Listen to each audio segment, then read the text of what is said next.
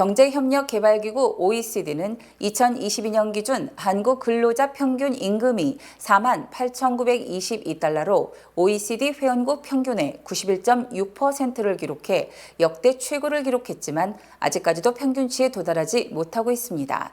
이 수치는 지난 2019년 89.7%, 2020년 90.4%, 21년 90.6%에 이어서 조금 더 상승한 것이며 30년 전인 1992년에 1.4배에 달하는 것입니다. 한국 근로자 평균 임금은 1992년 26,000달러 수준에서 2011년 처음으로 4만 달러를 넘어서면서 2022년 OECD 회원국 38개국 중 19위에 올랐습니다. 이는 일본 41,509달러보다도 7,000달러 이상 1.2배 많은 것으로 지난 2014년 한국 평균 임금이 일본을 넘어선 뒤 격차가 계속 커지고 있는 것입니다. 한편 평균 임금 1위는 아이슬란드로 79,473달러에 달했고 2위는 룩셈부르크로 78,310달러, 3위는 미국으로 77,463달러를 기록했으며 스위스, 벨기에, 덴마크가 그 뒤를 이었습니다. 반면 OECD 회원국 중 멕시코가 16,685달러로 평균 임금이 가장 낮았습니다.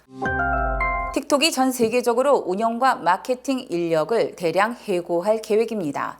내부 직원들을 인용해 이번 사안을 최초로 보도한 테크 전문 매체 디인포메이션에 따르면 틱톡은 글로벌 담당 사용자 지원팀, 커뮤니케이션팀, 컨텐츠팀, 마케팅팀에서 대규모 정리 해고를 단행할 계획입니다. 글로벌 사용자 운영팀은 아예 해체될 예정이며 이번 해고 계획은 신뢰와 안전, 제품 담당팀에도 영향을 미칠 전망입니다. 정확히 얼마나 많은 직원들이 일자리를 잃게 되는지 불분명하지만 이번 계획에 영향을 받는 팀에서 근무하는 약 1,000여 명의 직원 대다수가 해고될 수 있다고 CNN은 전망했습니다. 틱톡은 미국에 7,000명의 직원을 두고 있습니다. 인공지능 반도체 대장주 엔비디아가 깜짝 분기 실적을 발표하면서 사상 처음으로 시간의 거래에서 주가 1,000달러를 돌파했습니다. 22일 엔비디아는 장 마감 후 1분기 실적을 발표했습니다. 엔비디아의 주당 순이익은 6.12달러로 시장 예상치인 5.59달러를 크게 상회했습니다. 매출도 예상치인 246억 5천만 달러를 넘어선 260억 4,400만 달러를 기록했습니다. 엔비디아의 분기 순이익은 148억 8천만 달러를 기록해 전년 동기 대비 628% 늘어났습니다. 2분기 매출 전망도 기대치를 뛰어넘었습니다. 시장 기대치인 266억 1,600만 달러를 상회한 280억 달러의 매출을 기록할 것이라고 발표했습니다. 엔비디아는 실적 발표 후 시간의 거래에서 주가가 급등해 6%나 오른 1,007달러까지 뛰었습니다.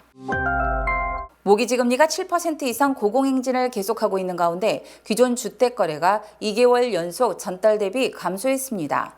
전미부동산중개인협회는 지난달 기존 주택 매매 건수가 연율 기준 414만 건으로 3월보다 1.9%, 1년 전보다 1.9% 각각 감소했다고 밝혔습니다.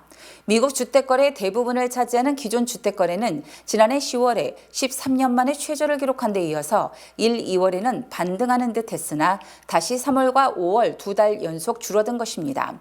또 지난달 기존주택 중간 가격은 40만 7,600달러로 1년 전보다 5.7% 상승한 것으로 집계됐습니다.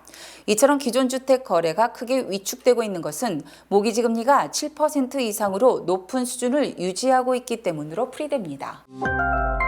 올해 기준 미국 내 운행 중인 차량의 평균 연령이 12년 6개월로 조사됐습니다. S&P 글로벌 모빌리티는 올해 기준 미국 내 운행 차량 평균 연령이 12년 6개월로 지난해 12년 4개월보다 2개월 증가했다고 밝혔습니다.